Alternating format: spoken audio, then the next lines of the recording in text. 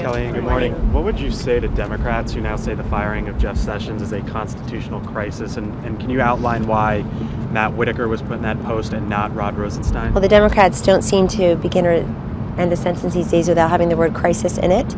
So it's not a constitutional crisis. And it's not even what, unfortunately, a CBS reporter said on the late night TV show last night, presidential crisis. I took note of that. I think it's a very inappropriate thing to say by a journalist, by an unbiased reporter for a major network.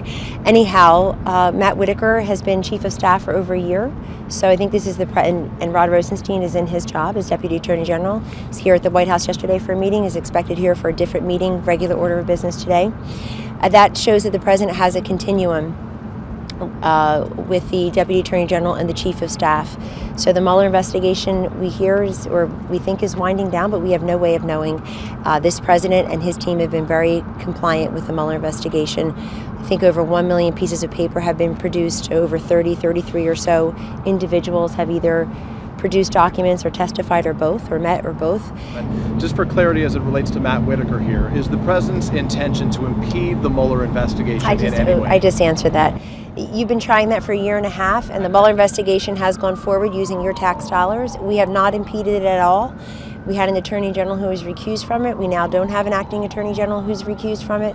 Nobody wants to prolong it. We've done everything that we've been asked to do. When I say we, I mean the Trump team here and outside of the building. As I understand it, 33 witnesses or 33 individuals who have been called, millions of pieces of paper produced, and we'll see what Mr. Mueller's report says. The President made his comments about the shooting, and his FBI is working with the local and state law enforcement in Ventura County. He's also expressed, as I will, our condolences to the dead and the grieving families and those who are still looking for their loved ones, as I understand it. You know how this goes. The first responders are doing a tremendous job, and people are grieving. And also people are looking for their loved ones, their children, I guess, and their loved ones.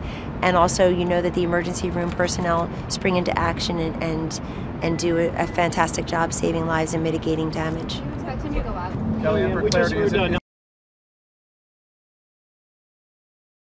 I just saw that as I was finishing my hit. Of course, I'm praying for her. She's a very tough woman, 85 years old, falling, I believe, at the court ahead of Justice Kavanaugh's investiture, where the President and the First Lady are expected to be momentarily. But obviously, we're praying for her. I understand she's been to the hospital. I don't have that. I didn't second source it. I know some of you don't bother either.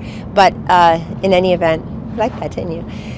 In any event, we're praying for her, and we know how tough she is. I've known her for many, many years. Got to see her just a few weeks ago here at the swearing in of Justice Kavanaugh, so she'll be in our prayers. I hope she has a full and speedy recovery.